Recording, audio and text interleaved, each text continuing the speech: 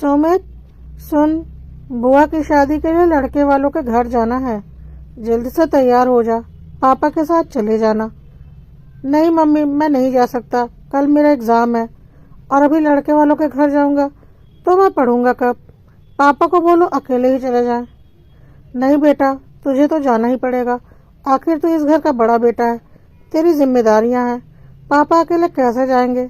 कम से कम 2 लोगों का रहना तो ज़रूरी है। लेकिन मम्मी, मेरा एग्ज़ाम है। अरे बेटा, एग्ज़ाम के साथ साथ जिम्मेदारियां भी तो ज़रूरी होती हैं। मम्मी, अमित से बोलो ना, उसका एग्ज़ाम तो 2 दिनों के बाद है, वह पापा के साथ चला जाएगा। तब तक अमित ने आकर बोला, मैं कहीं नहीं जाने वाला, मेरे से उम्मीद मत रखना, और छत पर क्रिकेट खेलने के लिए चला गया। माँ ने बोला, अरे तुझे तो पता ही है वह कोई काम करता है क्या? वैसे भी तू बड़ा भाई है तो तेरे फर्ज भी हैं। अच्छा माँ, कितना बड़ा हूँ मैं अमित से? सिर्फ 2 साल, उसका कोई फर्ज नहीं। अरे छोड़ ना, तुझे तो पता ही है वह कितना जिद्दी है। चला जा बेटा, देर हो रही है, जल्दी कर। बुआ की शादी हो गई। सुमित को तैयारी में काफी समय देना पड़ा। पापा के साथ मिलकर अमित और बहन सुधा अपने खेल कूद और मस्ती में लगे रहे और सुमित अपनी पढ़ाई छोड़कर बुआ की शादी की तैयारियों में लगा रहा। बड़े बेटे होने की जिम्मेदारियां निभा रहा था। बुआ विदा हो गई और परीक्षा का परिणाम भी आ गया। मम्मी पापा सुमित को डांट रहे थे, देख अमित और सुधा के कितने अच्छे नंबर आए हैं और तू तो कभी पढ़ने में मन ही नहीं लगाता। सुमित भी जोर से बोलकर चला गया, मुझे कभी पढ़ने देते हो आप लोग? कुछ दिनों के बाद, बेटा अब घर में ऊपर वाला फ्लोर बनवाना पड़ेगा। तुम तीनों अब बड़े हो रहे हो, कमरे भी कम पड़ेंगे और आगे परिवार भी बढ़ेगा, तो कल से घर में काम लग रहा है। ऊपर का फ्लोर तैयार होगा। पापा तो ऑफिस में रहेंगे। घर बनता है तो बहुत सामान लाना पड़ता है, तो उसकी जिम्मेदारियां तेरी है। लेकिन माँ, अभी तो मेरी 12वीं की परीक्षा है, अभी घर बनवाने की क्या जरूरत? मैं पढ़ाई कैसे करूँगा? अरे बेटा, पढ़ाई और घर के काम साथ साथ चलते रहते हैं। तू घर का बड़ा बेटा है, तेरी जिम्मेदारी है। माँ, मेरी अकेले की जिम्मेदारी नहीं है, बड़ा बेटा हूँ तो क्या हुआ? आप अमित को भी तो बोलो, सारा काम मैं अकेले नहीं करने वाला। अरे बेटा, वह छोटा है, वह क्या ही कर पाएगा। कितना छोटा है माँ? मुझसे 2 साल ही तो छोटा है, तो क्या वो बहुत छोटा हो गया? अरे छोड़ उसे, तू तो मेरा प्यारा बेटा है ना। मुझे पता है तू मेरी बात नहीं टालेगा। और कितना वक्त लगेगा? 1 घंटे में तो सारा सामान आ जाया करेगा, फिर तू पढ़ते रहना, फिर काम ही क्या है। और इस तरह से सुमित की 12वीं की परीक्षा भी बर्बाद कर दी गई।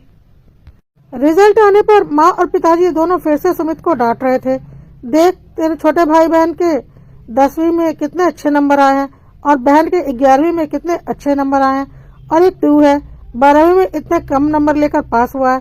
कभी पढ़ने लिखने में मन लगाता तो है नहीं, तो क्या होगा?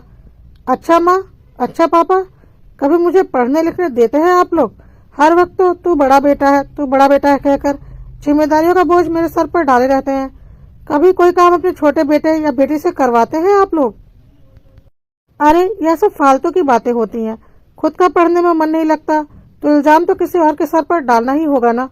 कहकर मम्मी और पापा वहां से चले गए और सुमित को पता ही था कुछ भी बोलने से कोई भी फायदा नहीं, क्योंकि वह अपनी गलती कभी भी नहीं मानेंगे। कुछ दिनों के बाद जब सुमित अपनी प्रतियोगी परीक्षाओं की तैयारी कर रहा था, उसी वक्त उसके बहन की शादी खोजी जाने लगी, जिसमें फिर से सुमित को जबरदस्ती झोंक दिया गया और अमित अच्छे से पढ़ता रहा। देख सुमित, तेरी बहन की पूरी जिंदगी का सवाल है। अपने पापा के साथ दौड़ धूप कर कोई अच्छा लड़का पता कर और अपनी बहन की अच्छे घर में शादी करवा। यह तेरी जिम्मेदारी है, तू इस घर का बड़ा बेटा है। लेकिन माँ, मैं तो इस वक्त प्रतियोगिताओं की तैयारी कर रहा हूँ। अगर मैं शादी के दौड़ धूप में लगा रहा तो फिर मेरा तो करियर बर्बाद हो जाएगा। तो क्या अपनी बहन की शादी नहीं करेगा? माँ, मैं ऐसा कब कह रहा हूँ? मैं तो यह कह रहा हूँ कि पापा के साथ कभी मैं तो कभी अमित चला जाया करेगा, सिर्फ मैं ही क्यों जाऊं? सिर्फ तू ही इसलिए जाएगा क्योंकि तू बड़ा भाई है और तेरी जिम्मेदारी है। अपनी जिम्मेदारियों से मुंह मत मोड़। वैसे भी अमित तुझसे छोटा है, उसे इतनी अक्ल नहीं। हाँ माँ, मुझे पता है, वह हमेशा छोटा था और हमेशा छोटा ही रहेगा।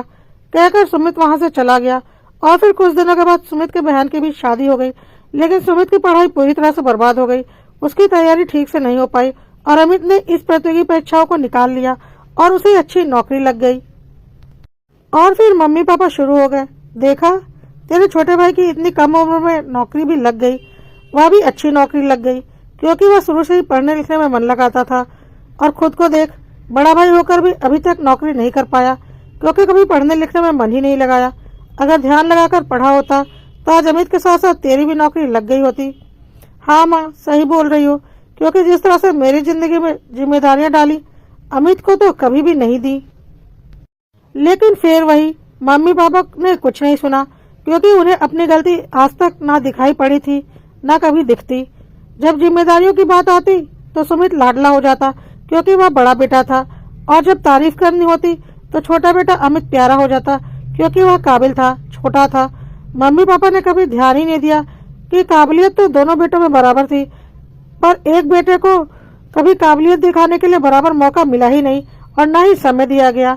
वह यह कभी सोच ही नहीं पाए कि वह सुमित की जिंदगी खराब कर रहे हैं। अमित ने पास के ही शहर में नौकरी ज्वाइन कर ली थी।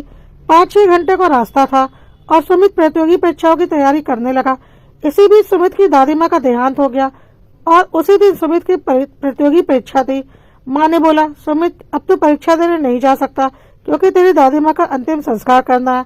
सुमित ने बोला कि वह तो पापा करेंगे ना। तो माँ ने बोला, हाँ, लेकिन तू उनका बड़ा पोता है, तो तेरा वहां रहना जरूरी है। तो माँ, अमित को बुला लो ना, वैसे भी तो 5-6 घंटे में वो आ ही जाएगा। मुझे परीक्षा देने दो। नहीं बेटा, तू बड़ा है, तुझे तो जाना ही पड़ेगा। अब अमित को तुरंत इतनी दूर से क्यों बुलाऊं?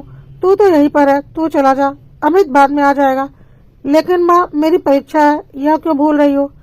तो बेटा, तेरे लिए परीक्षा ज्यादा जरूरी है या तेरी दादी माँ का अंतिम संस्कार? अपनी जिम्मेदारियों को क्यों भूल रहा है तू? वह तेरा फर्ज है। और सुमित के पास फिर कोई जवाब नहीं था, और एक बार फिर उसे फर्ज के नाम पर अपना करियर कुर्बान करवा दिया गया। और उसके बाद कुछ और साल कोशिश करने के बाद भी कुछ न कुछ जिम्मेदारियां आती गई, और सुमित की नौकरी नहीं लग पाई। हार कर सुमित ने अपनी एक दुकान खोल ली। अब हर मिलने जुलने वालों से सुमित के माता पिता बोलते रहते, हाँ भाई साहब, हमने तो दोनों बेटों को एक ही स्कूल में पढ़ाया, एक ही जैसी शिक्षा और संस्कार दिए, पर अपना मन भी तो होता है। जिसने पढ़ने में मन लगाया वह तरक्की कर गया, और जिसने कभी मन ही नहीं लगाया उसे बैठे बैठे तो कुछ मिलेगा नहीं, कहकर सुमित को ताना मारते। कभी सुमित की बहन आती तो वह भी बोलती कि दोनों सगे भाई हैं, पर अमित शुरू से ही बहुत होशियार था, देखो आज वह कहाँ पहुँच गया। और सुमित ने तो कभी पढ़ाई में मन लगाया ही नहीं, तो जहाँ था वही रह गया। और अब माँ बाप, बहन और बाकी रिश्तेदार और पड़ोसियों की नजरों में अब तक की सारी जिम्मेदारियां और फर्ज निभाने वाला बड़ा बेटा अब किसी लायक ही नहीं था, और घर का मुख्य कर्ता धर्ता और मालिक छोटा बेटा बन चुका था, जो कि हर तरह से लायक था, क्योंकि उसने कभी कोई फर्ज नहीं निभाया। सुमित को बहुत अच्छे से समझ में आ चुका था कि बड़े भाई के हिस्से में सिर्फ जिम्मेदारियां, फर्ज और कुर्बानियां आती हैं, और छोटे बेटे के हिस्से में मालिकाना हक आता है। और सुमित का दिल भी अब नहीं करता था किसी से कोई बहस करने का।